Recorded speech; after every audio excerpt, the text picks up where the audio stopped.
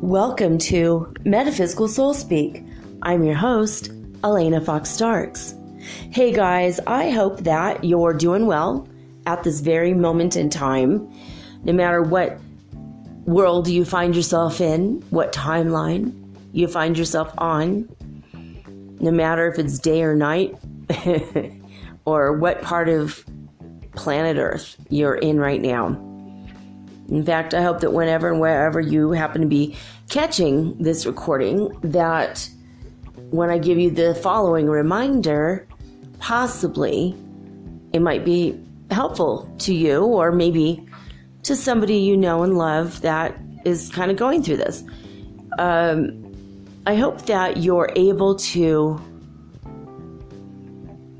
live your day-to-day life, day-to-day operations, whether you are working or you have a business or you just run a household, it doesn't matter, or just your day-to-day things, that you're not allowing old junk from the past to interfere with your current life, your old emotional stuff. Like, as it comes up, I hope you're able to acknowledge it and resolve it in a mature manner. Acknowledge it. Okay, we're not all perfect. We all have crap from the past, right? And as it comes up, we should be able to recognize it, but it's not always the case, right? So sometimes we'll take stuff out on other people, or other things will happen. Like I've had this person who's been harassing me, and then every time he calls me, I get this overwhelming sense of dread and anxiety and fear, and I start to sweat, and my hands get kind of shaky, and I get PTSD. It literally throws me into a mode of panic because of how he's treated me. But it's not only because of that, it's because of stuff from my past, right? So it's interfering with my current present. So that's what I'm trying to clear for myself this week, for example. But where this is mostly coming from is as you know, I've been watching Suits, okay? One of the best shows ever. Incredible writing. It's compelling storylines and the personal lives of the lawyers in Manhattan in a high-powered law firm. Obviously, it's not even a true story, but it might be based, some of these cases and things might be based on true stories. And every now and again, they just name drop a real company name, we're representing Pfizer or whatever. So they try to make it as real as possible. But in the story, I'm in the 7th season, and I'm not going to tell you, I'm not going to give you spoiler alerts in the event that you want to start watching the show. If you don't like lawyer stuff, you're going to hate the show. But if you love it, if you like the way the arguments work and how they look at angles and how they bend the law to their will and they try, it's fascinating. To me, at least, it's a fascinating story. But in the storyline, in the personal lives of these people, of the lawyers, their past comes back to haunt them, and several times many of these characters are seen with their therapists. Like they're going to a psychologist to kind of keep their past at bay while they're dealing with issues in the present in their clients' lives that mimic and mirror what they've been through, right? So I hope that you're able to recognize, if someone says something to you, you don't bite their head off because of something that someone said to you in the past, because maybe the thing that the person's saying to you now isn't all that bad, but you can't see it. because you're seeing with the goggles of the past, right? And I've noticed myself falling into this trap, and now I'm getting myself out of the more recent one, where it's like catching. And, people are placed in your lives for a reason. The universe knows what it's doing. So you keep getting the same issues again and again and again. Eventually, you're going to get tired of it.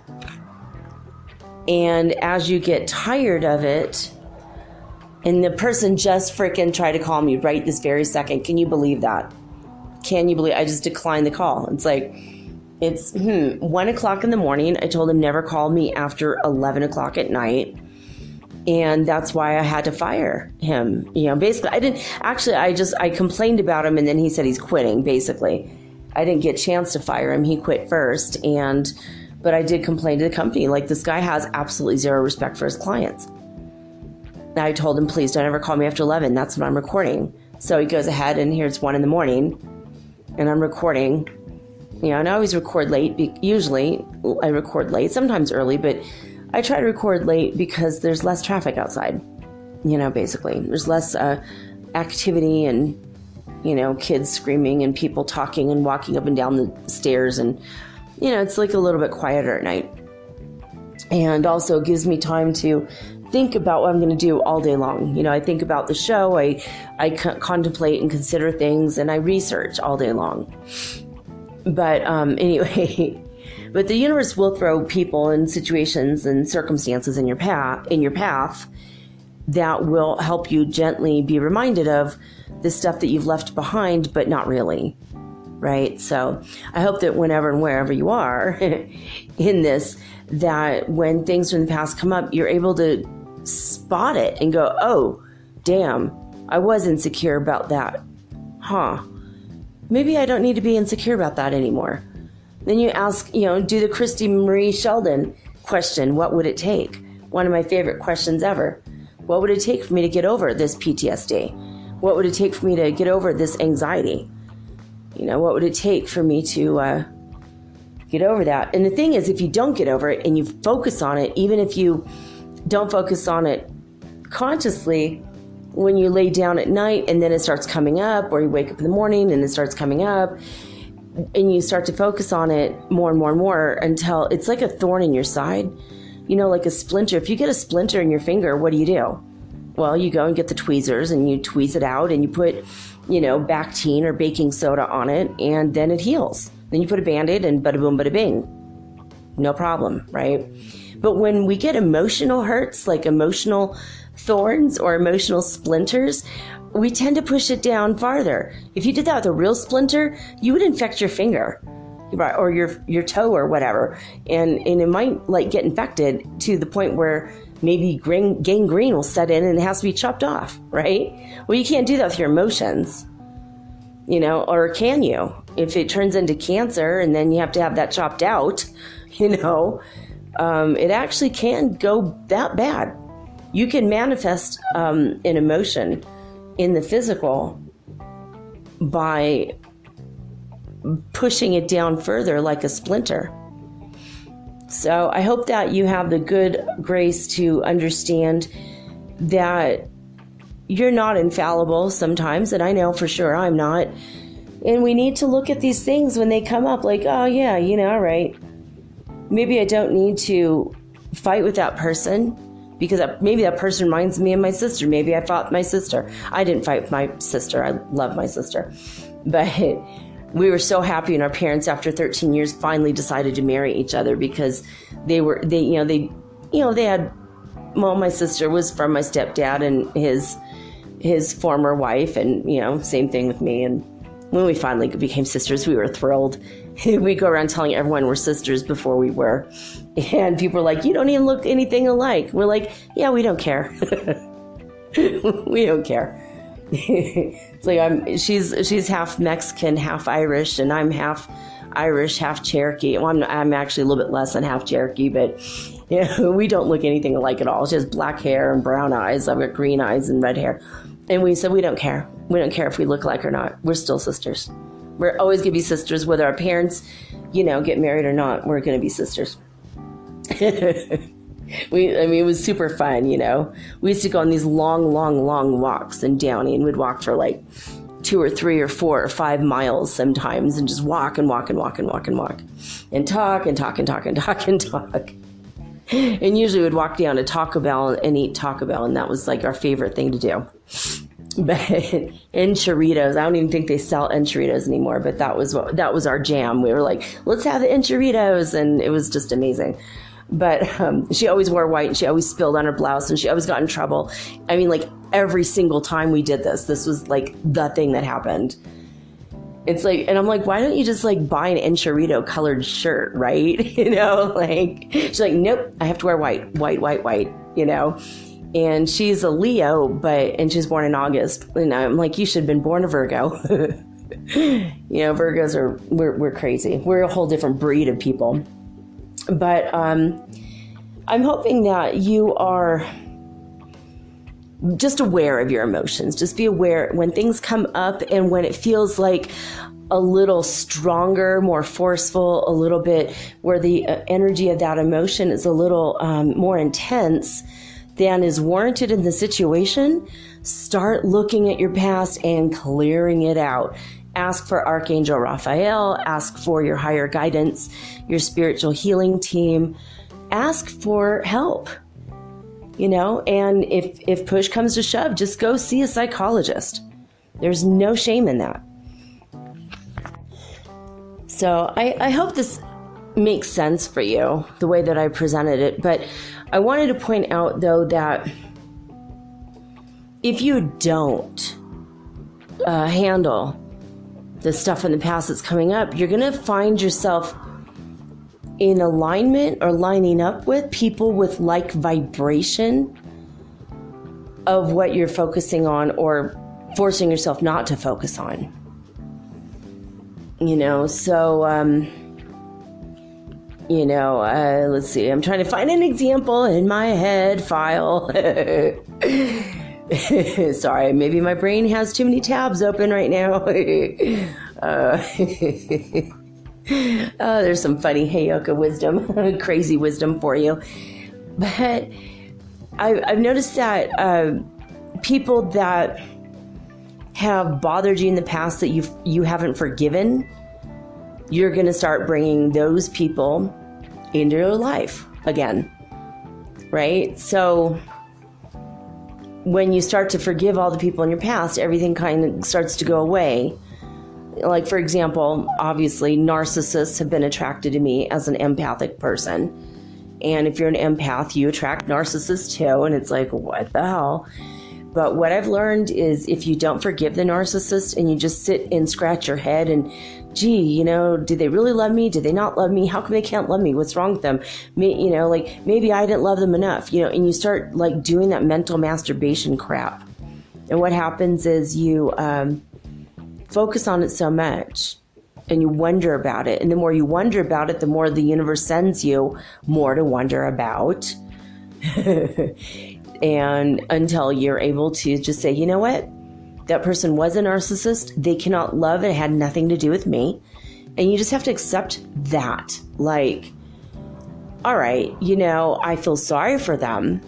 They no longer get a seat at my table. I'm sad that they had a crappy childhood. Well, join the damn club. They don't deserve a spot in my family cemetery, The family plot in the cemetery, no, their name's not on that headstone. It's like you don't have to invite the people to your world, your life, your apartment, whatever. But you do need to forgive them, and you don't have to forgive them out loud to their face. You don't have to write them a letter because they don't believe they need forgiveness anyway. Do you think Trump is like worried about people forgiving him? He thinks he's perfect. Because he's a narcissist. He doesn't give a crap about anyone. He doesn't, he only gives a crap about himself. And he thinks that everyone thinks the world revolves around him. And he literally put himself in that spot.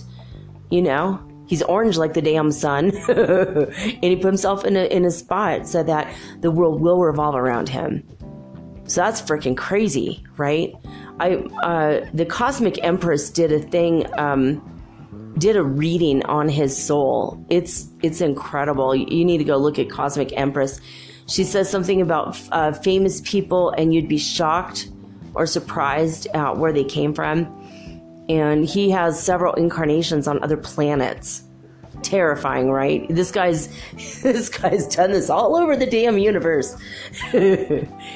But he's got that charisma, he's got that energy, he's an old soul, but he thinks the whole wide world revolves around him.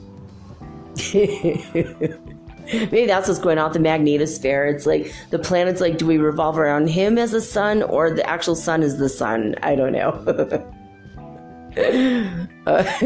I'm not going to blame him for the crack in the magnetosphere. He'll brag about it tomorrow on Twitter.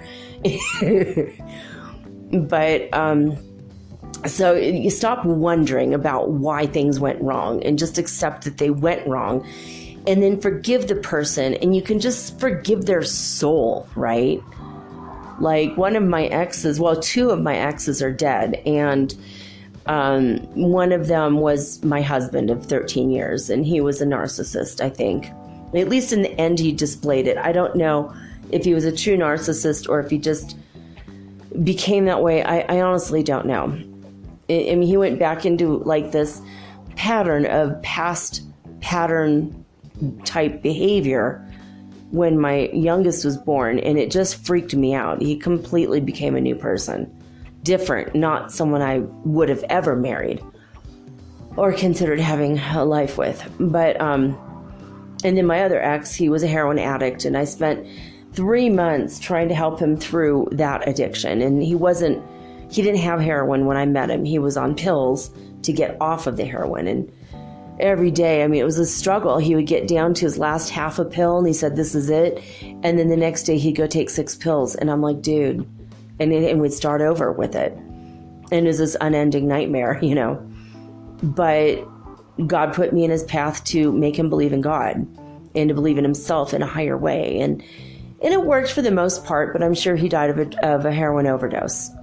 My higher guidance told me he did. And I visited him in his personal hell, where his parents, it started when he was like 4 years old or 6 years old, something like that. And he caught them putting drugs in his applesauce. And that's what set him off for the rest of his life. And he blamed his parents for everything that happened after that. And that's his personal hell, where he's like, you see, I see you doing it. And he watches his grown-up self watches his 4-year-old self be drugged by his parents over and over and over again. I literally visited his personal hell to try to get him to snap out of it, and he didn't. His spirit is stuck in that prison of his mind that he created because he couldn't forgive. So what I'm telling you guys is important. It's important to forgive. Forgive yourself and realize that you don't. If you attracted someone that was bad for you, you have to look at where you were at, and you have to really examine it. Sometimes it's because we do feel insecure, and we attract people that are going to show us our insecurities. And sometimes we attract people that will treat us with disrespect because we don't respect ourselves yet. It's kind of funny how this works, Not ha-ha funny, though. Damn, it's not at all funny, It's not funny at all, Jerry. But sometimes, though, you're going along and everything's good, you're feeling great about yourself and everything's wonderful, and then you attract a person like this. And a lot of it is also just, you become a bright, bright light, and you're bound to attract a few moths. You become this big bright flame, and you're gonna, you're gonna attract the moth, the occasional moth. So you have to examine yourself constantly, and that's just what this whole thing is about. And the unexamined life is not worth living. That is a quote, and I can't remember who said it, but it's absolutely imperative that we admit to ourselves all of our shortcomings and then make them our longcomings. I don't know. It's not a word. And it sounds very gross. Sorry about that. But we have to admit okay, yeah, well, all right, maybe I wasn't totally honest there. Or maybe I was a little lazy in that situation. Well, I just wasn't sensible, or I wasn't thinking, or, my PTSD that I had not yet dealt with came up again, and I reacted in a horrible, horrible manner, Like for me, I'm sweet, I'm loving until somebody just tries to overcharge me because of the color of my skin. Like a racist taxi driver, and this happened to me so many times, and it's just, but I've asked God, I've said, please, no more racist taxi drivers. I just don't want to have to get that angry anymore. It's just a freaking fuse, like right to that dynamite, and I freaking explode in their face.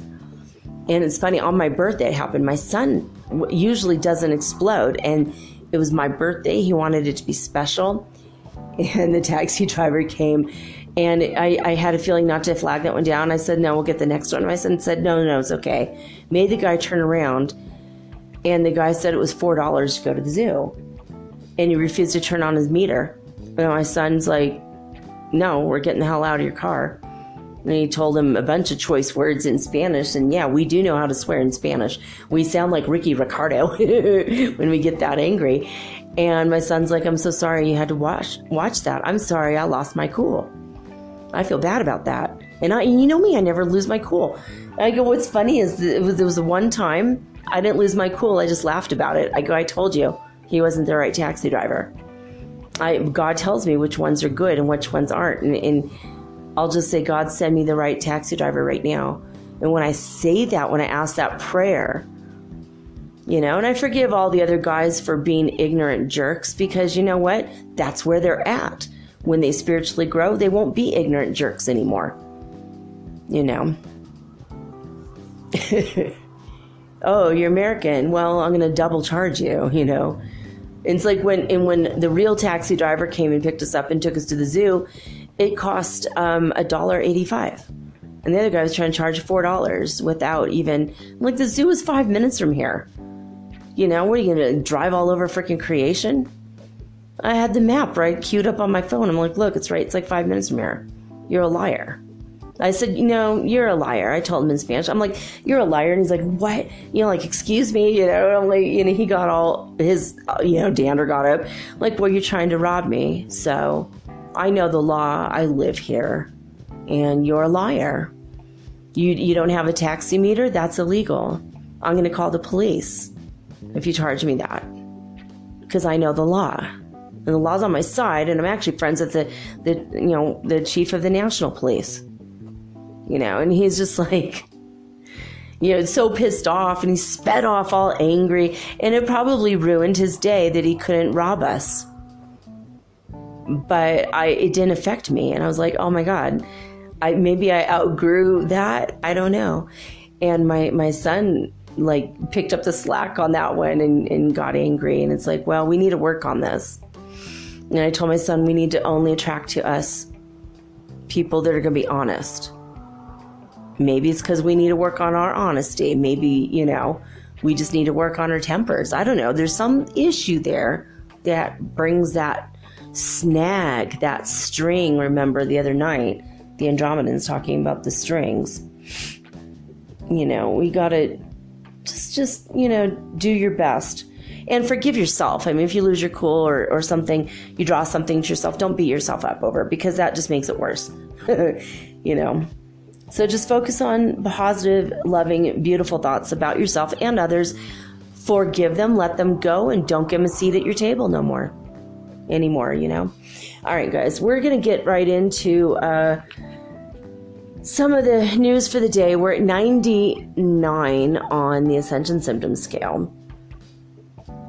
And I don't know. I went out today, before I even get into the Schumann thing, I went out today and I met the most amazing people.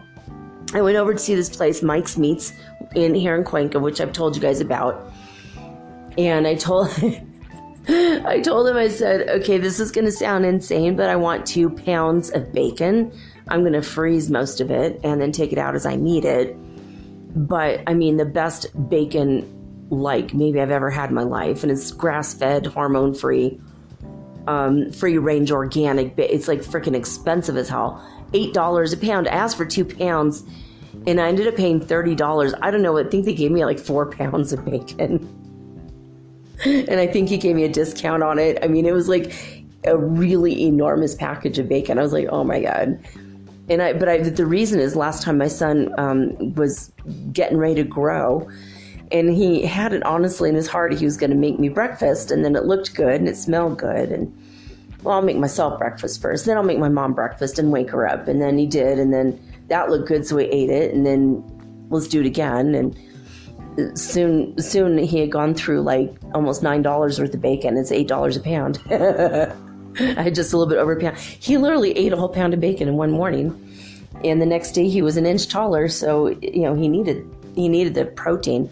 Clearly, his brain was telling him it's time, and he ate like 6 eggs. It was like insane. He never eats that much food, and my son is really thin, so. It's just, but he just sometimes he eats and eats and eats and eats, and then the next day he's a lot taller, teenagers. But so I told that to Mike, and he's like, oh, I'm just gonna give you a ton of bacon. And I'm like, okay, good. And so like my freezer's now full of bacon. It's like crazy because I only want to eat like 2 or 3 pieces every couple days, so. But my son, who knows, he might go through it, he might just have another growth spurt, and I want to be prepared. But anyway, so I went over there, and so it was cool hanging out with him and talking. And I talked to the people. He always has somebody there that can speak English and Spanish for both kinds of clientele. So everyone is loved and heard and understood. And hey, try all this stuff. And I mean, this deli is incredible. It's like smoked cheeses and made literally from some people that came directly from Italy.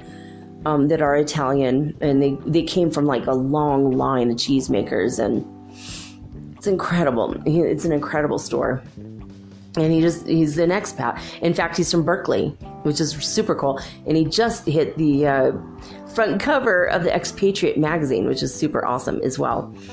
But so I wanted to go get a hug from Mike. Mike is he's just a hugger, and I need that hug once in a while. I'm like, oh, I need to go see Mike, right? And then I met this amazing couple, and they're very metaphysical, and they're into Dr. Stephen Greer's stuff. So Donnie and Corinne, hello. I know you guys going to hear this because y'all want to hear my show. So I had a great time meeting these people. They're amazing. And then I thought, oh no, I have to ask about my friend Charlie. For about a week, I've been thinking about this guy named Charlie of Charlie's Bar and Grill.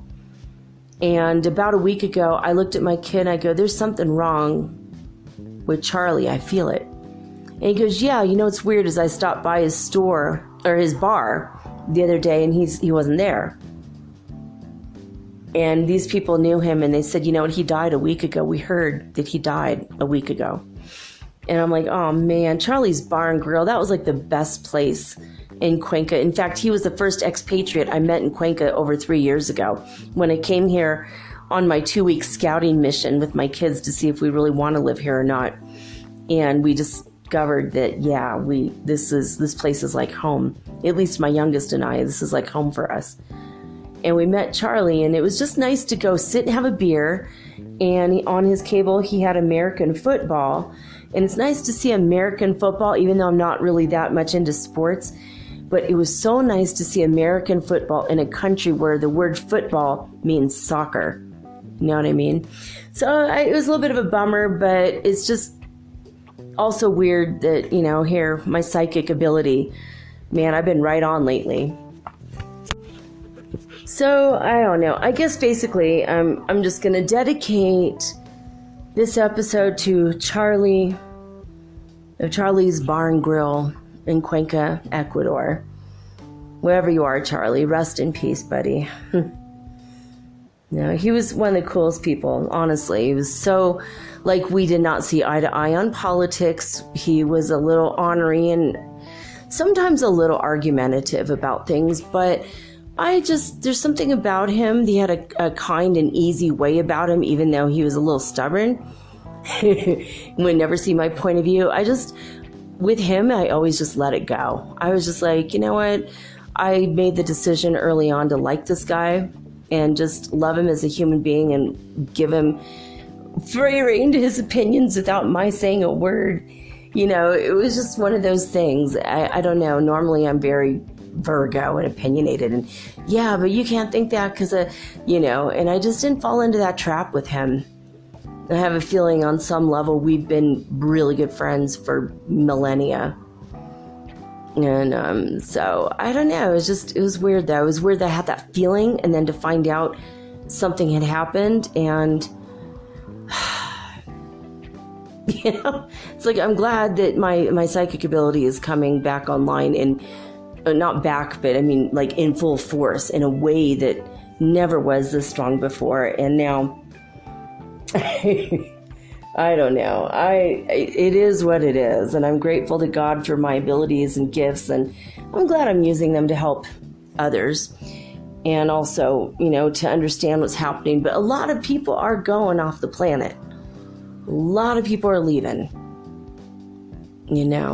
Leonard Orr 2 days ago, and then Charlie a week ago, at least in my life, and my friend Amber, God bless her.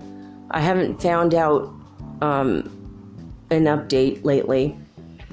Her husband's I'm sure he's beside himself with grief anyway, and just trying to deal with stuff. So it is what it is. I mean, things are crazy. In fact, these people that I met today, they told me that one of their healers, holistic healer training practitioner person, she's a healer, and she's fighting against cancer. And I asked her higher self on their behalf, and she's turning away all help. And my friend's mom, I have 2 friends who have moms that are dying right now. A lot of people are leaving.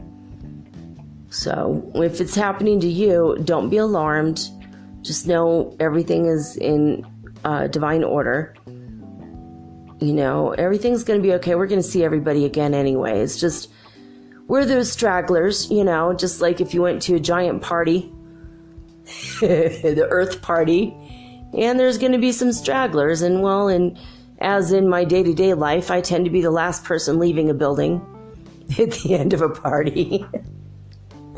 So maybe I'll be one of the last people leaving at the end of the schematic. I don't know. During our Ascension. Speaking of Ascension, though, we're going to head our attention over here to disclosurenews.it and read their evening report. It says, today's graph shows that in the last 3 days, there has been a decline in the intensity of the activity. Today, the movement started at 5 and lasted until 11:30 UTC time. During this period, the maximum peak was 30 hertz at 8:30 UTC. So, all right, not a whole lot after that as far as the Schumann resonance is concerned. And we're going to go over here to the next, our 6 cities. And I'm telling you right now, Hululu, South Africa, it's still flatlining. I don't understand why it's at 0, but I'm not going to wonder and worry about it anymore. I feel like it's going to, it's either going to come back online. I think their machine is dead. I think that's all that happened. I mean, South Africa is still there, so I don't know. I have a friend that lives there, so the country itself still exists. I don't know. It's weird. But we're going to start in California. At midnight, the Schumann resonance was 166 hertz frequency. And by 4 a.m., it was 159 hertz frequency. And in, why am I always forgetting this? Hofuf, Saudi Arabia, the hertz frequency at midnight was 83, and it went just to 85 at 4 a.m. In Lithuania, 174 hertz was felt at midnight. and it went to 177. Here's that 77 we've been seeing for 3 or 4 days now. At 4 a.m., it was 177 hertz frequency there. And in Alberta, Canada, 217 hertz frequency at midnight, and it went up to 226 by 4 a.m. And 124 hertz frequency was felt in Northland, New Zealand. And it went down to, get this, guys, at 4 a.m., it was 111. Yeah, 111 hertz frequency in Northland, New Zealand at 4 a.m.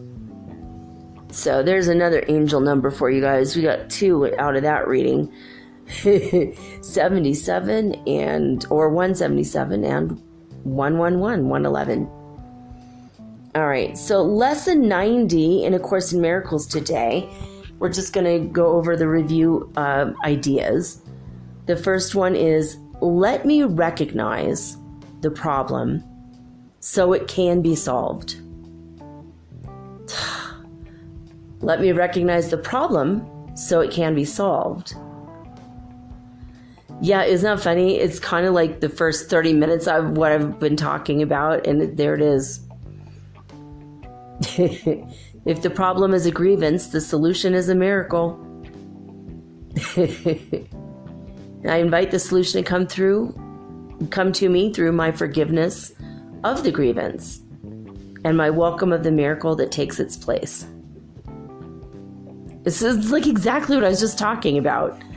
And I didn't even skip ahead. I did not even sneak a peek. I mean, I did this lesson years ago, but we're doing it again right now. Crazy, crazy stuff. So let me recognize the problem so it can be solved. Yeah, and then the application of the form is, this presents a problem to me which I would have resolved. The miracle behind this grievance will resolve it for me. Oh, I like that one. The answer to this problem is the miracle that it conceals. That's true. There's miracles all around you. All right, so the second idea for today is from lesson 80, and it is this. Let me recognize my problems have been solved. Let me recognize my problems have been solved. I don't need to wait for this to be resolved. The answer to the problem is already given to me if I will accept it. Time cannot separate this problem from its solution.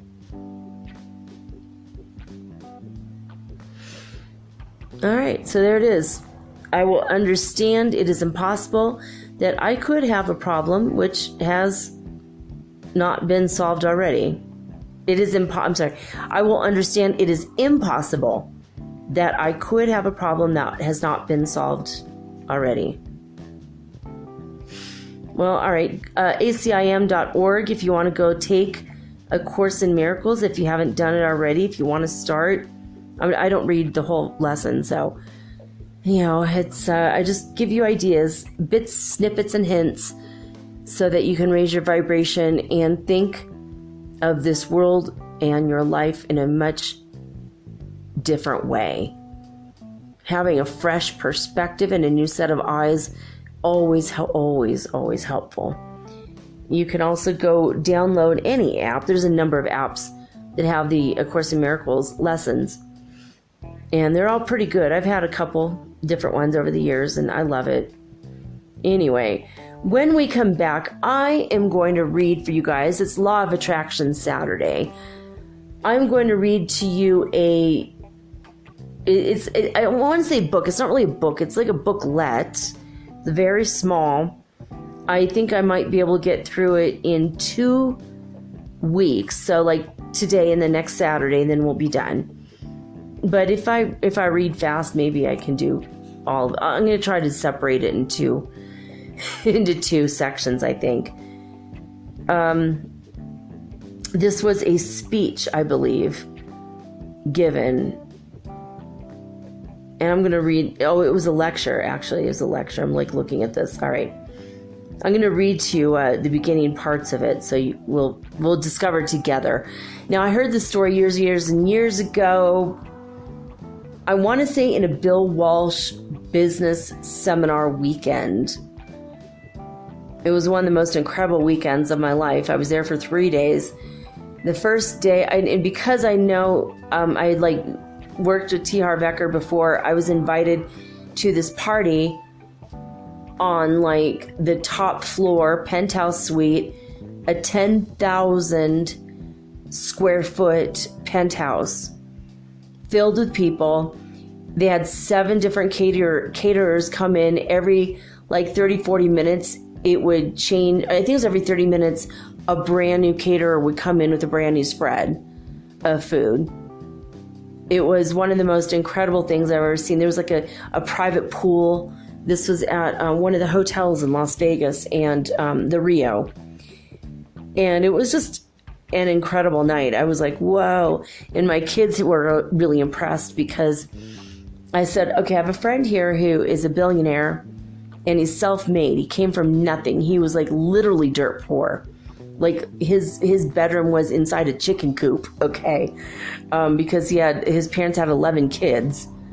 It's like, you could have afforded condoms, right? I think they're Catholic. But anyway, they had run out of bedrooms and he was the youngest, and they put him out in the chicken coop with the chickens. So to grow up from that and then become a billionaire, and I walked into this party and he saw me from across the room and he shouted out my name first. And he came over and he gave me a big hug. And my kids were like, oh my God, Mom, a billionaire knows your name? And I'm like, yeah, because he's a good person. The rich people that I know are good people. They use spiritual principles to come up.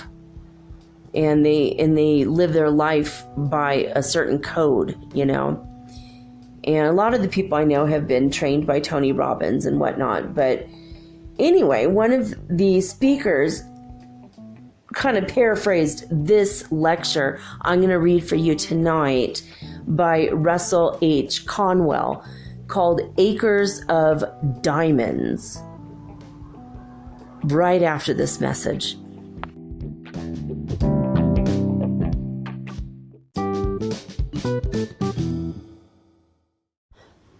If you're listening to this, you obviously like podcasts, and you probably like music too. Long walks on the beach, romantic dancing under the stars, and oh wait, we're not doing that right now. On Spotify, you can listen to all of that in one place for free, and you don't even need a premium account, which is cool. Free is always good. Spotify has a huge catalog of podcasts on every topic, including the one you're listening to right now. On Spotify, you can follow your favorite podcasts so you never miss an episode. Download episodes to listen to offline wherever you are, including your long romantic walks on the beach. Also, one thing I love about Spotify is that you can easily share what you're listening to with your friends via Spotify's integrations with the social platforms like Instagram. So that makes it really, really versatile. Just search for Metaphysical Soul Speak on the Spotify app or browse podcasts in the Your Library tab. And follow me, of course, don't forget, so that you'll never again miss an episode of Metaphysical Soul Speak. Spotify is the world's leading music streaming service, and now it can be your go-to for podcasts too. Thank you guys so much for supporting Metaphysical Soul Speak on Spotify.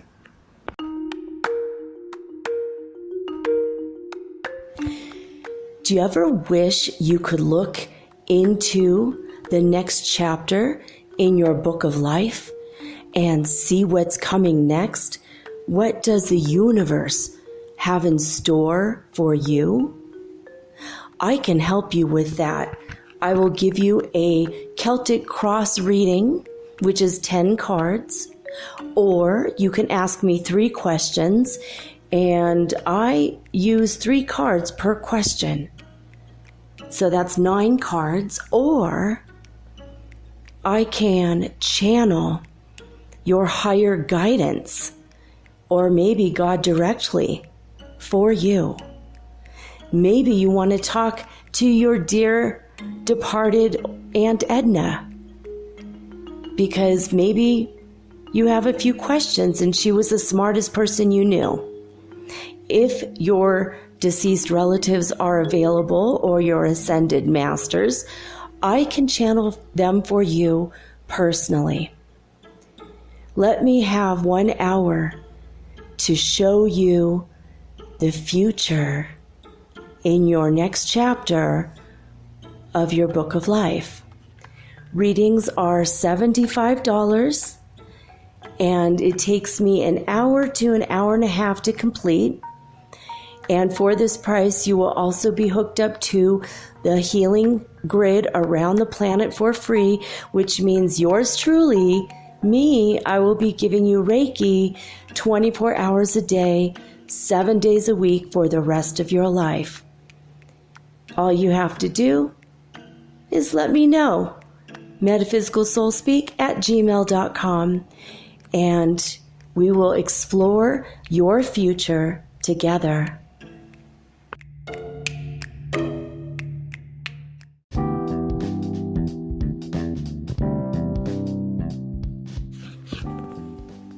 Acres of Diamonds by Russell H. Conwell was written in 1915 and published by Harper and Brothers and printed in the United States of America. So it's been 104 years since this was first published.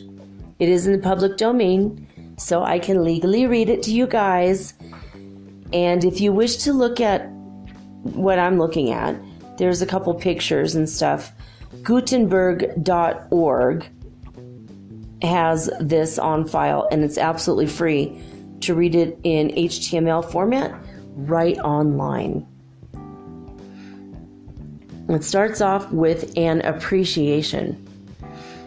Though Russell H. Conwell's Acres of Diamonds have been spread all over the United States, time and care have made them more valuable. And now that they have been reset in black and white by their discoverer, they are to be laid in the hands of a multitude for their enrichment. In the same case with these gems, there is a fascinating story of the master jeweler's life work, which splendidly illustrates the ultimate unit of power by showing what one man can do in one day and what one life is worth to the world. As his neighbor and intimate friend in Philadelphia for 30 years, I am free to say that Russell H. Conwell's tall, manly figure stands out in the state of Pennsylvania as its first citizen and the big brother of its 7 millions of people.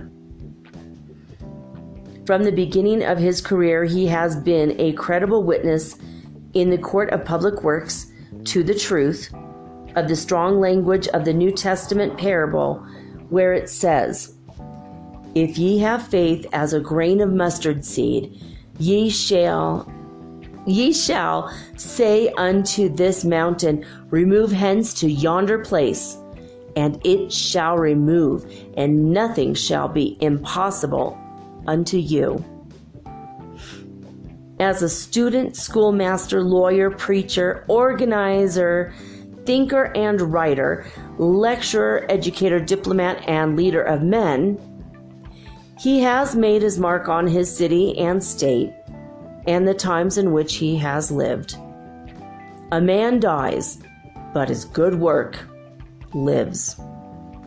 His ideas, ideals, and enthusiasms have inspired tens of thousands of lives. A book full of the energetics of a master workman is just what every young man cares for. that was written in 1915, and it's signed in ink, and it's hard to read this guy's name, so forgive me, I don't know how to say it. It says, his yoke fellow, John Wanamaker, maybe. I might be wrong with that. It looks like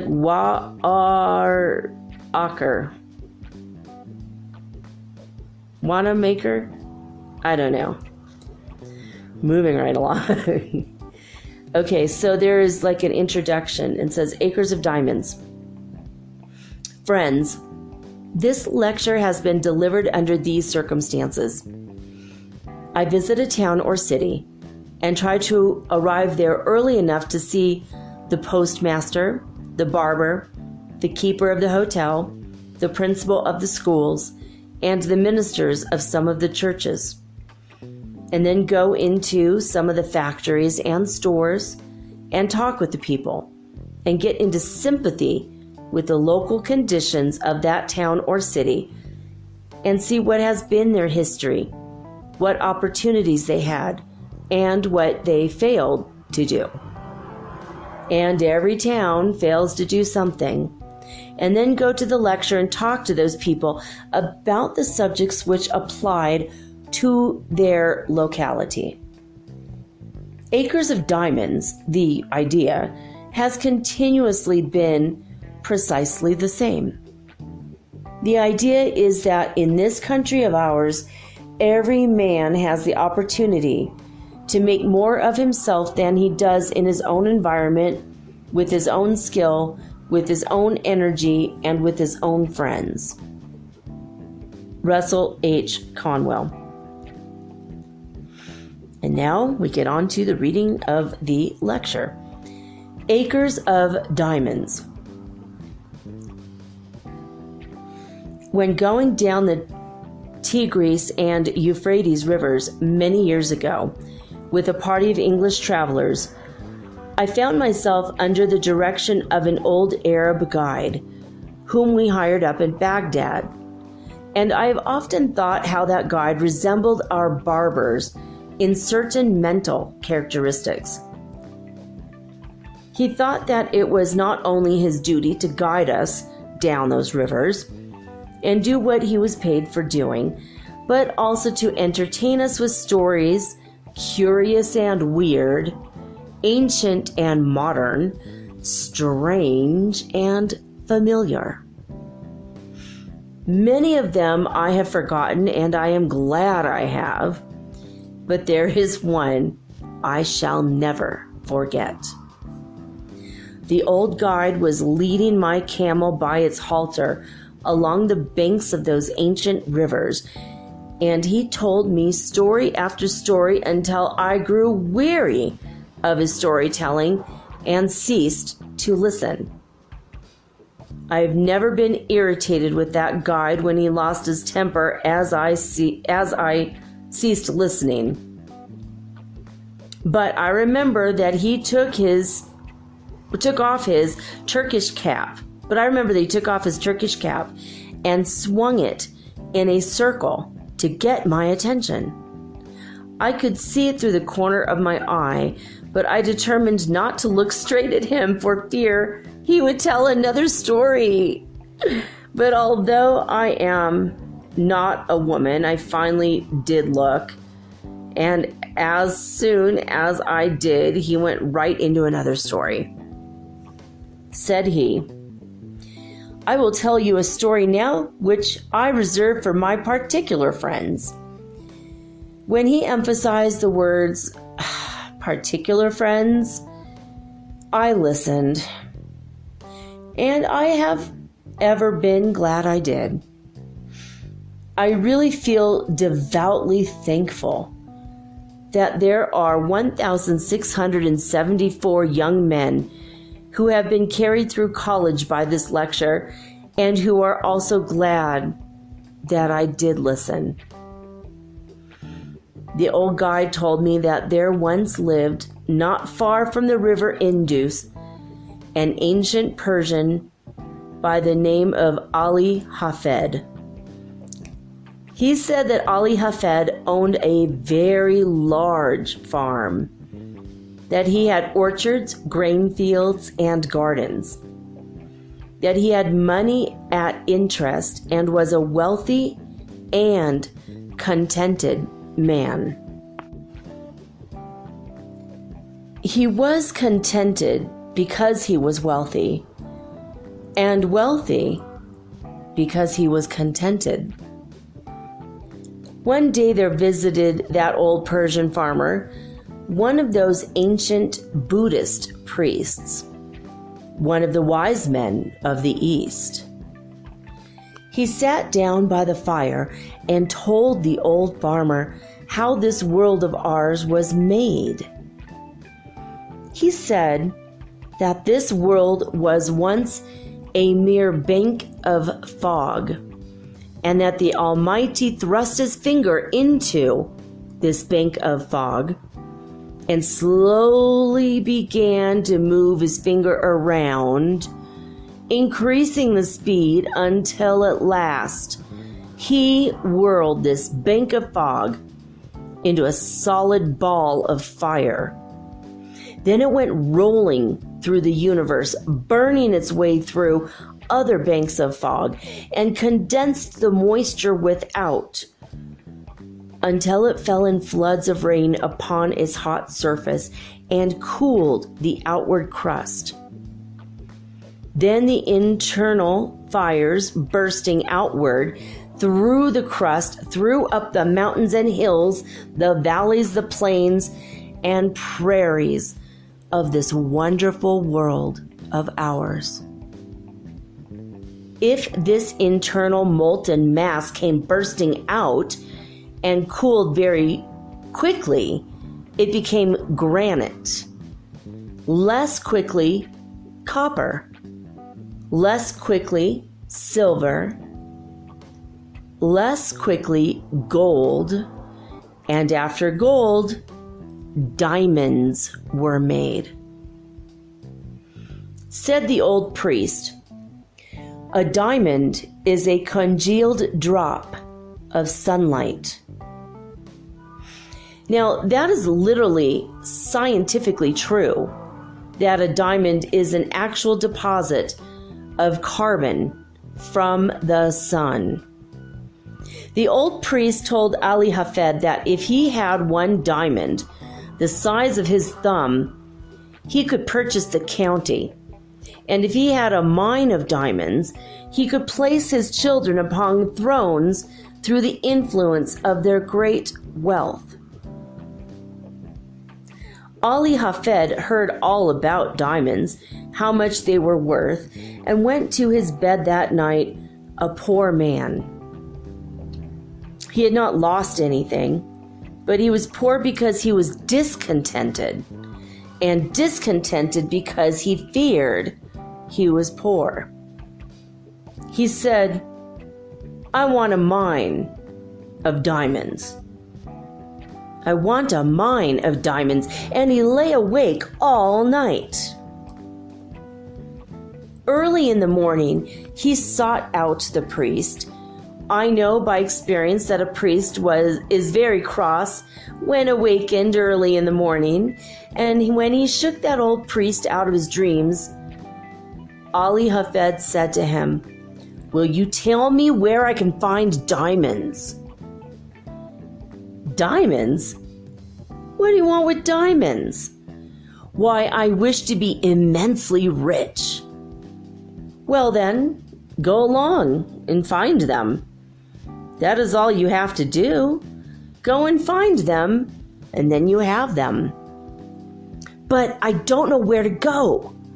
"Well, if you will find a river that runs through white sands between high mountains, and in those white sands, you will always find diamonds." "I don't believe there is any such river." "Oh yes, there are plenty of them. All you have to do is go and find them, and then you have them." Said Ali Hafed, "I will go." So he sold his farm, collected his money, left his family in charge of a neighbor, and away he went in search of diamonds. He began his search very properly, to my mind, at the mountains of the moon. Afterward, he came around into Palestine, then wandered on into Europe.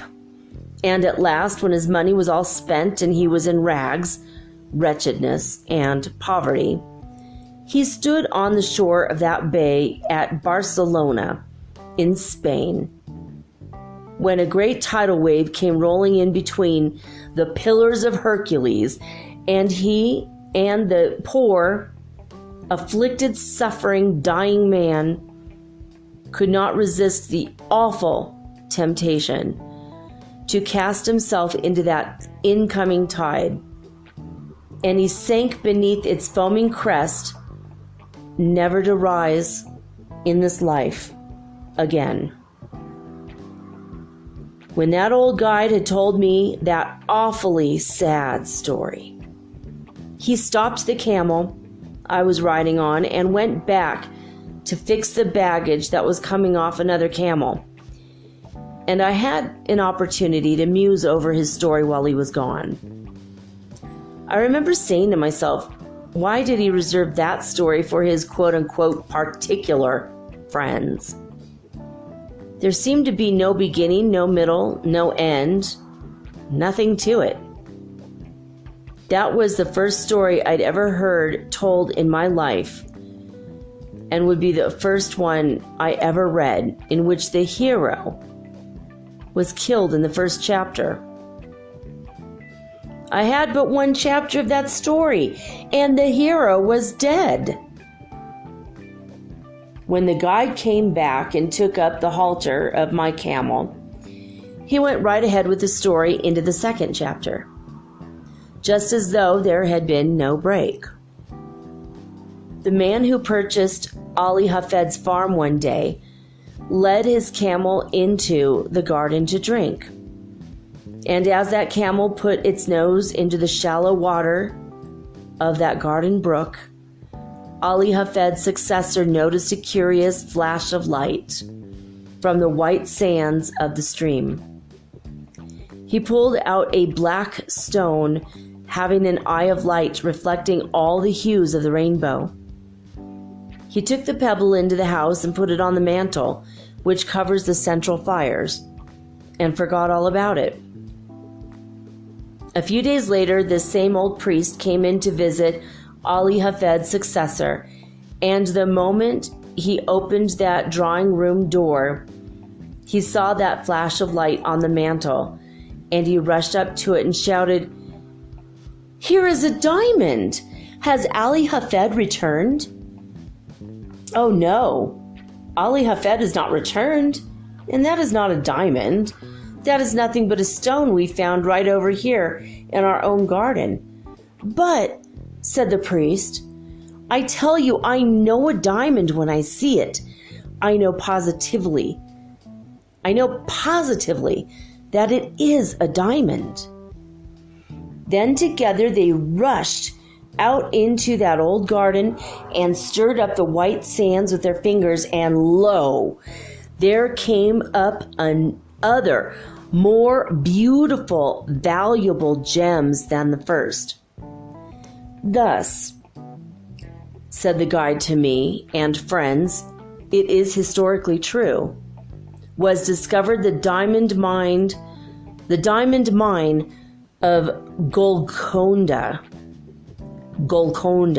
the most magnificent diamond mine in all the history of mankind, excelling the Kimberley itself, the Koh-i-Noor, and the Orloff of the crown jewels of England and Russia. The largest on earth came from that mine." When that old Arab guide told me the second chapter of his story, he then took off his Turkish cap and swung it around in the air again to get my attention to the moral. Those Arab guides have morals to their story, although they are not always moral.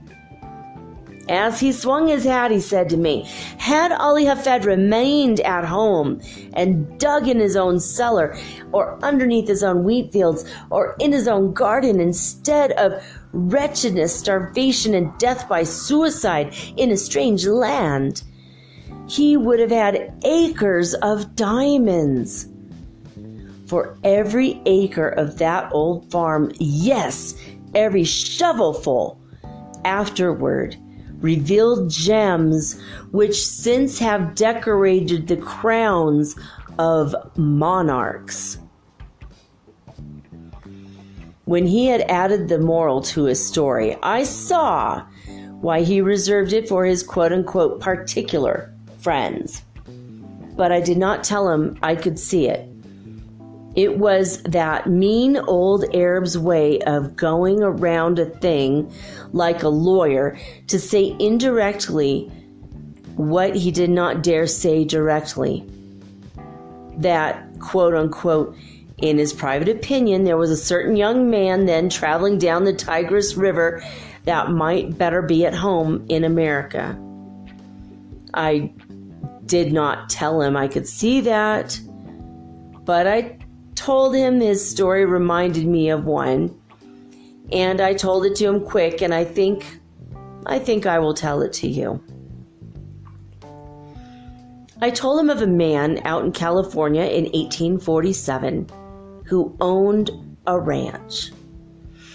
He heard they had discovered gold in Southern California, and so with a passion for gold, he sold his ranch to Colonel Sutter, and away he went, never to come back. Colonel Sutter put a mill upon the stream that ran through that ranch, and one day his little girl brought some wet sand from the raceway into their home and sifted it through her fingers before the fire. And in that falling sand, a visitor saw the first shining scales of real gold that were ever discovered in California. The man who had owned that ranch wanted gold, and he could have secured it for the mere taking. Indeed, $38 million has been taken out of a very few acres since then. About 8 years ago, I delivered this lecture in a city that stands on that farm. And they told me that a 1/3 owner for years and years had been getting $120 in gold every 15 minutes, sleeping or waking without taxation. You and I would enjoy an income like that if we didn't have to pay an income tax. But a better illustration really than that occurred here in our own Pennsylvania. If there is anything I enjoy above another on the platform, it is to get one of these German audiences in Pennsylvania before me and fire that at them. And I enjoy it tonight. There was a young man living in Pennsylvania, not unlike some Pennsylvanians you have seen, who owned a farm. And he did with that farm just what I should do with a farm if I owned one in Pennsylvania. He sold it. But before he sold it, he decided to secure employment, collecting coal oil for his cousin, who was in the business in Canada, where they first discovered oil on this continent. They dipped it from the running streams at that early time. So this Pennsylvania farmer wrote to his cousin asking for employment. You see, friends, this farmer was not altogether a foolish man. No, he was not. He did not leave his farm until he had something else to do. Of all the simpletons the stars shine on, I don't know of a worse one than the man who leaves one job before he has gotten another. That has a special reference to my profession and has no reference whatsoever to a man seeking a divorce.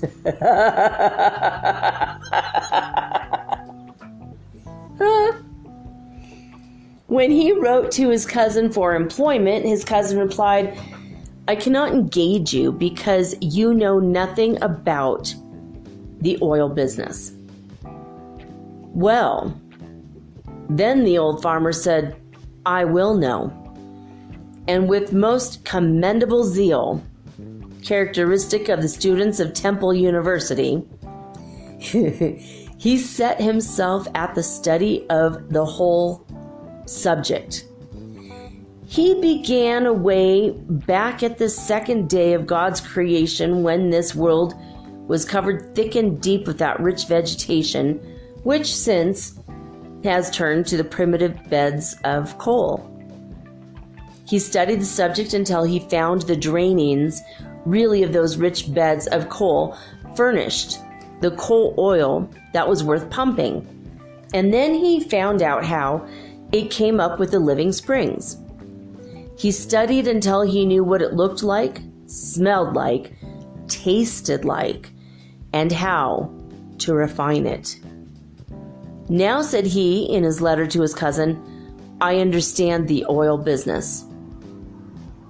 His cousin answered, "All right, come on."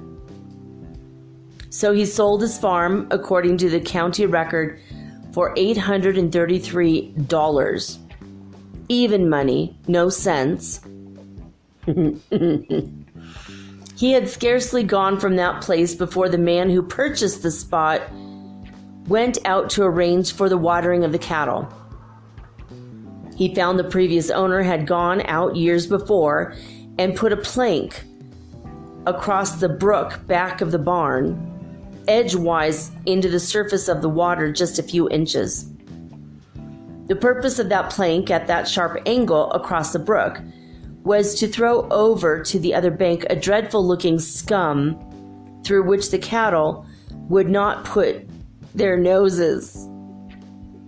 But with that plank there to throw it all over to one side, the cattle would drink below, and thus the man who had gone to Canada had been himself damming back for 23 years a flood of coal oil, which the state geologists of Pennsylvania declared to us 10 years later was even then worth $100 million to our state. And 4 years ago, our geologists declared the discovery to be worth to our state $1,000 million. The man who owned that territory in which the city of Titusville now stands, and those Pleasantville valleys, had studied the subject from the second day of God's creation clear down to the present time. He studied it until he knew all about it, and yet he is said to have sold the whole of it for $833. And I again say, no sense. But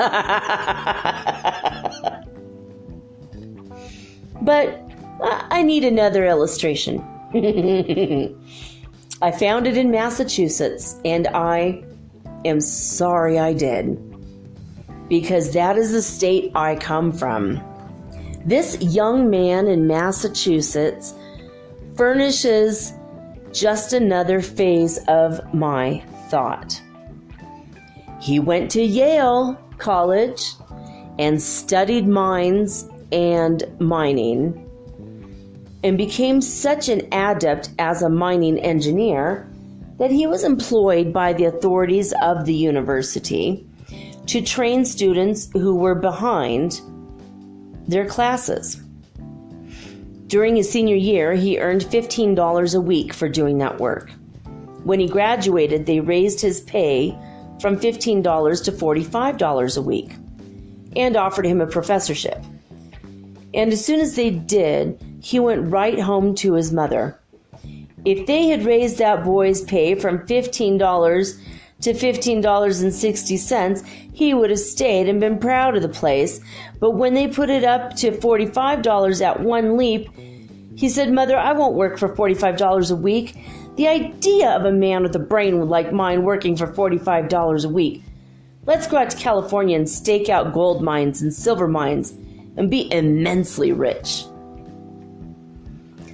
Said his mother, "Now, Charlie, it is just as well to be happy as it is to be rich." "Yes," said Charlie, "but it is just as well to be rich and happy too." And they were both right about it. As he was an only son and she a widow, of course he had his way. They always do. They sold out in Massachusetts, and instead of going to California, they went to Wisconsin, where he went into the employ of the Superior Copper Mining Company at $15 a week again, but with a proviso in his contract that he should have an interest in any mines he should discover for the company. I don't believe he ever discovered a mine. And if I'm looking in the face of any stockholder of that copper company, you wish he had discovered something or other. I have friends who are not here because they could not afford a ticket, who did have stock in that company at the time this young man was employed there. This young man went out there and I have not heard a word from him. I don't know what became of him, and I don't know whether he found any mines or not, but I don't believe he ever did. But I do know the other end of the line. He had scarcely gotten out of the old homestead before the succeeding owner went out to dig potatoes. The potatoes were already growing in the ground when he bought the farm, and as the old farmer was bringing in a basket of potatoes, it hugged very tight between the ends of the stone fence. You know, in Massachusetts, our farms are nearly all stone wall. There, you are obliged to be very economical of front gateways in order to have some place to put the stone. When that basket hugged so tight, he set it down on the ground and then dragged on one side and pulled on the other side. And as he was dragging that basket through, this farmer noticed in the upper and outer corner of that stone wall, right next to the gate, a block of native silver, 8 inches square. That professor of mines, mining, and mineralogy, who knew so much about the subject that he would not work for $45 a week when he sold that homestead in Massachusetts, sat right on that silver to make the bargain. He was born on that homestead, was brought up there, and had gone back and forth rubbing the stone with his sleeve until it reflected his countenance and seemed to say, "Here is $100,000 right down here just for the taking." But he wouldn't take it. It was in a home in Newburyport, Massachusetts. And there was no silver there, all the way off, well, I don't know where. And he did not, but somewhere else. And he was a professor of mineralogy. My friends, that mistake is very universally made. And why should we even smile at him? I often wonder what has become of him. I do not know at all, but I will tell you what I guess, as a Yankee, I guess, that he sits out there by his fireside tonight with his friends gathered round him, and he's saying to them something like this. Do you know that man Conwell who lives in Philadelphia? Oh, yes, I've heard of him. Do you know that man Jones that lives in Philadelphia? Oh, yes, I've heard of him too. Then he begins to laugh, shakes his sides, and says to his friends, well, they have done just the same thing I did precisely. And that spoils the whole joke. For you and I have done the same thing he did. And while we sit here and laugh at him, he has a better right to sit out there and laugh at us. I know I have made the same mistakes. But of course, that does not make any difference, because we don't expect the same man to preach and practice too. As I come here tonight and look around this audience, I am seeing again what through these 50 years I have continually seen. Men that are making precisely that same mistake. I often wish I could see the younger people, and would that the academy had been filled tonight with our high school scholars and our grammar school scholars, that I could have them talk to.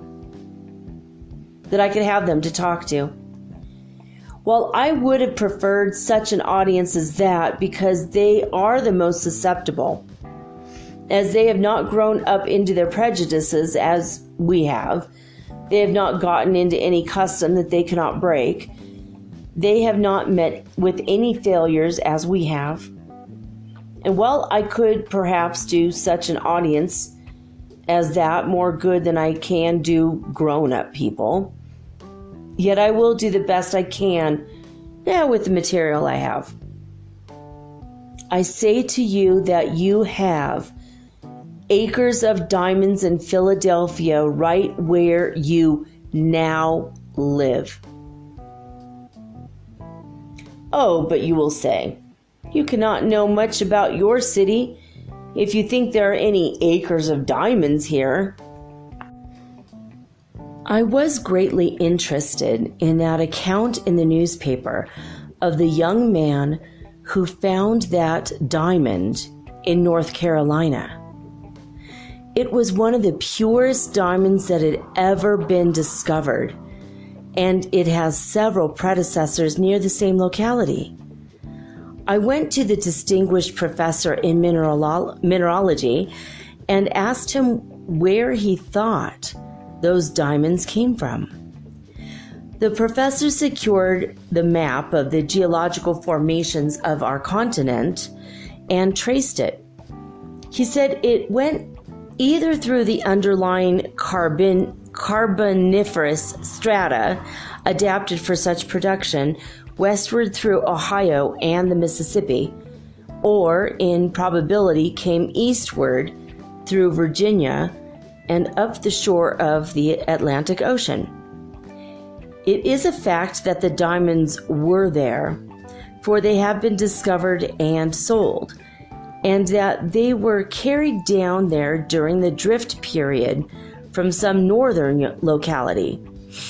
Now, who can say but some person going down with his drill in Philadelphia will find some trace of a diamond mine yet down here? Oh, friends, you cannot say that you are not over one of the greatest diamond mines in the world, for such a diamond as that only comes from the most profitable mines that are found on earth. But it serves simply to illustrate my thought, which I emphasize by saying if you do not have the actual diamond mines literally, you have all that they would be good for to you. I'm going to read that again, guys. But it serves simply to illustrate my thought, which I emphasize by saying if you do not have the actual diamond mines literally, you have all that they would be good for to you. Because now that the Queen of England has given the greatest compliment ever conferred upon American women for her attire, because she did not appear with any jewels at all at the late reception in England. It has almost done away with the use of diamonds anyhow. All you would care for would be the few you would wear if you wished to be modest, and the rest you would sell for money. Now then, I say again that the opportunity to get rich, to attain unto great wealth, is here in Philadelphia now, within the reach of almost every man and woman who hears me speak tonight. And I mean just what I say. I have not come to this platform, even under these circumstances, to recite something to you. I have come to tell you what in God's sight I believe to be the truth. And in the years of life, and if, excuse me, and if the years of life have been of any value to me in the attainment of common sense, I know I am right. That the men and women sitting here who found it difficult perhaps to buy a ticket to this lecture or gathering tonight have within their reach acres of diamonds, opportunities to get largely wealthy. There never was a place on earth more adapted than the city of Philadelphia today, and never in the history of the world did a poor man without capital have such an opportunity to get rich quickly and honestly as he has now in our city. I say it is the truth, and I want you to accept it as such, for if you think I have come to simply recite something, then I would better not be here. I have no time to waste in any such talk, but to say the things I believe. And unless some of you get richer for what I am saying, tonight my time is wasted. I say that you ought to get rich, and it is your duty to get rich. How many of my pious brethren say to me, "Do you, a Christian minister, spend your time going up and down the country advising young people to get rich, to get money?" "Yes, of course I do." And they say, "Isn't that awful? Why don't you preach the gospel instead of preaching about man's making money?" Because to make money honestly is to preach the gospel. That is the reason. The men who get rich may be the most honest men you find in the community. "Oh, but," says some young man here tonight, "oh, I have been told all my life that if a person has money, he's very dishonest and dishonorable and mean and contemptible."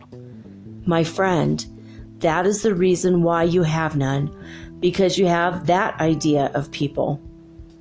The foundation of your faith is altogether false. Let me say here clearly and say it briefly, though subject to discussion, which I have not time for here, 98 out of 100 of the rich men of America are honest. That is why they are rich. That is why they are trusted with money. That is why they carry on great enterprises and find plenty of people to work with them. It is because they are honest men. Says another man, "Oh, I hear sometimes of men that get millions of dollars dishonestly." Yes, of course you do, and so do I. But they are so rare a thing, in fact, that the newspapers talk all about them all the time as a matter of news, until you get the idea that all the other rich men got rich dishonestly. My friend, you take and drive me, if you furnish the auto, out into the suburbs of Philadelphia. Introduce me to the people who own their homes around this great city. Those beautiful homes with gardens and flowers, those magnificent homes, so lovely in their art. And I will introduce you to the very best people in character as well as in enterprise in our city. And you know I will. A man is not really a true man until he owns his own home, and they that own their homes are made more honorable and honest and pure and true and economic and careful by owning the home. For a man to have money, even in large sums, is not an inconsistent thing. We preach against covetousness. And we do in the pulpit, and oftentimes preach against it so long and use the terms about filthy lucre so extremely that Christians get the idea that when we stand in the pulpit, we believe it is wicked for any man to have money. Until the collection basket goes around, and then we almost swear at the people because they don't give more money. Oh, the inconsistency of such doctrines as that. Money is power, and you ought to be reasonably ambitious to have it. You ought because you can do more good with it than you could do without it. Money printed your Bible, money builds your churches, money sends your missionaries, and money pays your preachers. And you would not have many of them either if you did not pay them.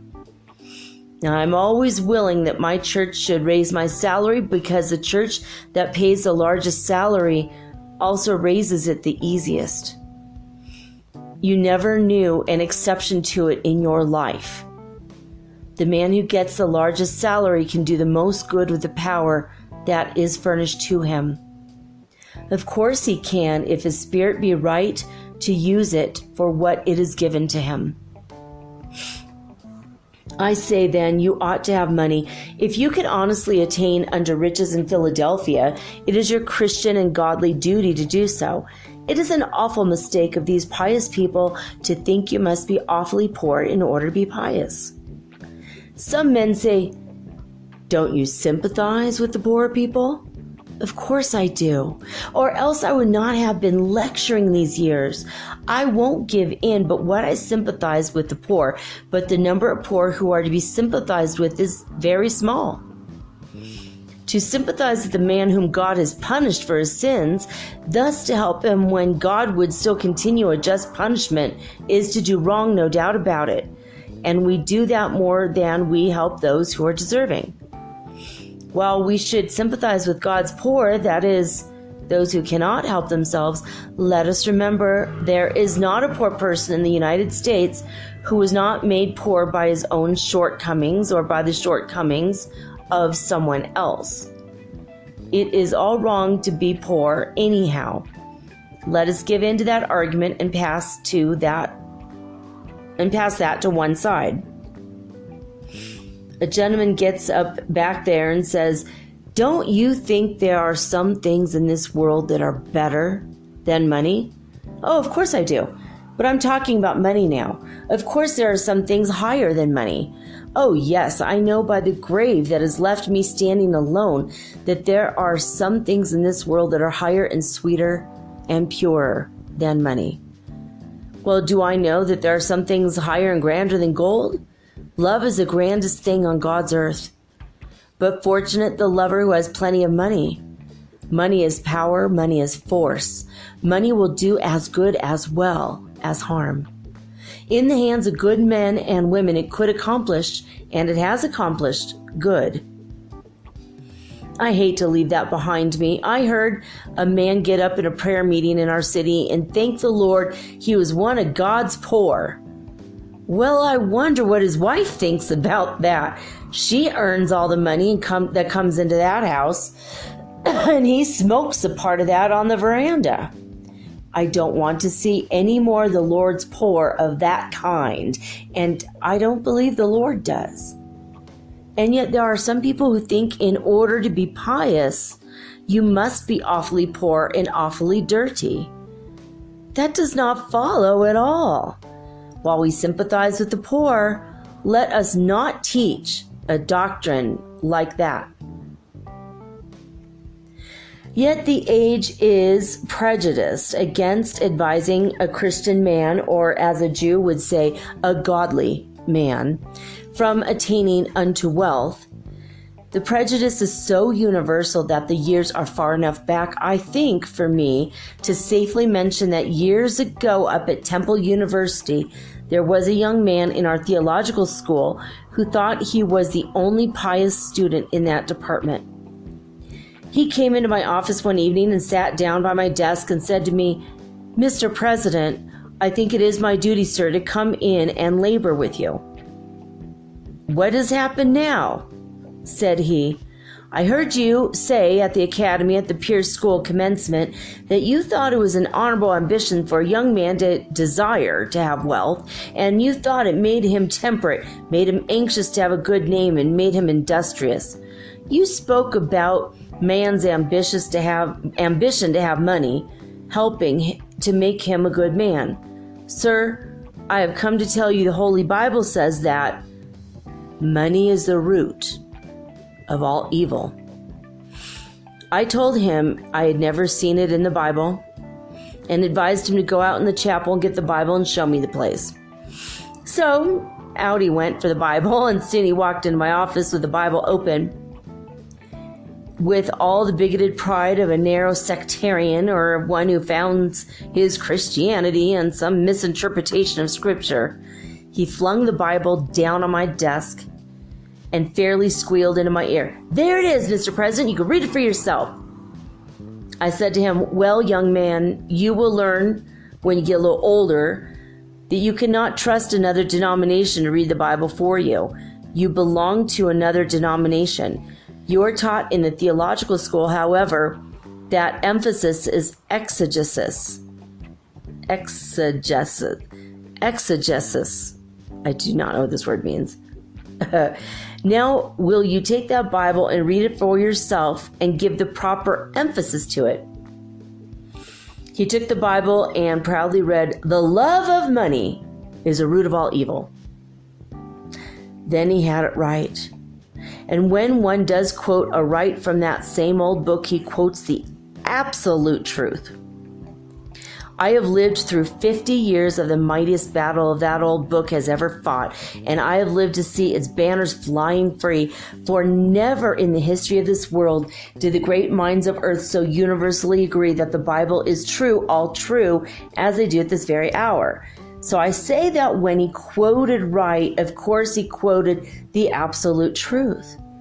The love of money is the root of all evil. He who tries to attain unto it too quickly or dishonestly will fall into many snares, no doubt about that. The love of money. What is that? It is making an idol of money. An idolatry, pure and simple everywhere, is condemned by the Holy Scriptures and by man's common sense. The man that worships the dollar instead of thinking that the purposes for which it ought to be used, the man who idolizes simply money, the miser that hoards his money in the cellar or hides it in his stockings or refuses to invest it where it will do the world good, that man who hugs the dollar until the eagle squeals has in him the root of all evil.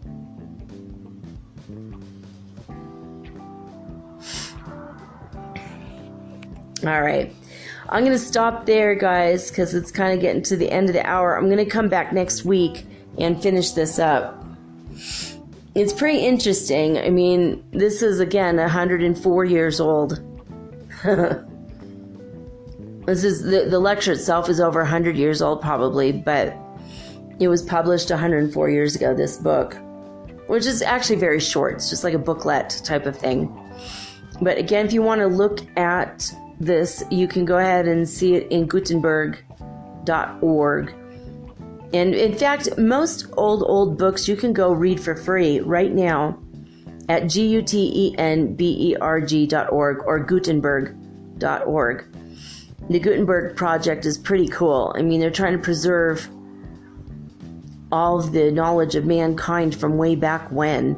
As the old books are starting to get tattered and torn and riddled with mold and falling apart, and the parchment papers are so thin and they're just crumbling to dust, the Gutenberg Project is actually preserving all of these old books. And I, for one, am grateful because I love to read. I love to have knowledge and learn new things. And I have heard this story a little bit, but I have never read this whole thing. I've never read this. So as I read it to you, I discover it just as you discover it with me. So again, I'm glad we're on this journey together. I'm glad we're on the Ascension together. I think this is interesting information. And I believe that where he's going with this, and I believe that it's true, is that if you have a desire to do a thing, it's probably because God gave you that desire, and God also put you in the place where you need to be to fulfill that desire right now. You know, you have a desire to get diamonds. You're probably sitting on a pile of them right now and don't know. Acres of diamonds, baby. You know, for real. Like, I don't know. I've tried to run out and do other people's businesses for them to kind of, you know, like work for them and be like an affiliate and try to make money throughout the years, and it didn't ever work. And I have a feeling that the more I get into my own authenticity as a person, that maybe my diamonds are going to come in the form of my books that I publish and sell and help people with, for example. You know, but what is it that you've desired? Like, you know, what is the desire that God put in your heart, or your higher self put in your heart? You don't have to go to the ends of the earth to try to find it, because it's probably right there in your own backyard, or right there in your own mind. Mind, get it?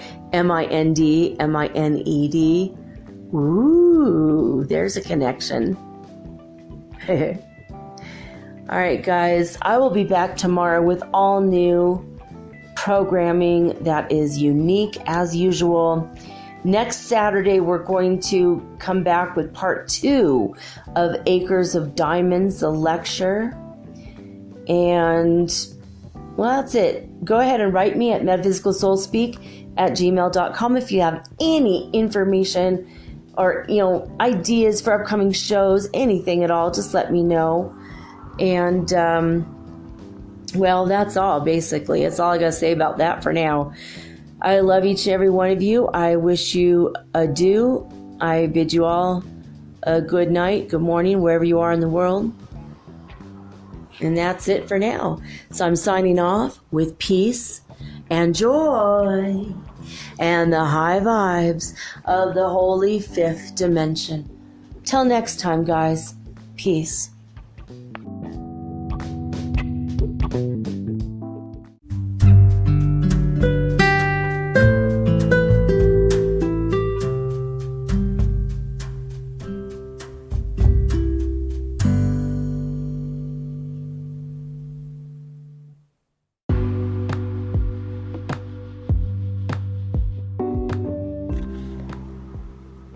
Metaphysical Soul Speak is run on sponsors and listener support. This means listeners like you. If you are so inclined to support my efforts and my little podcast, please visit me at anchor.fm/metaphysical and pledge an amount of your choosing today. Thank you.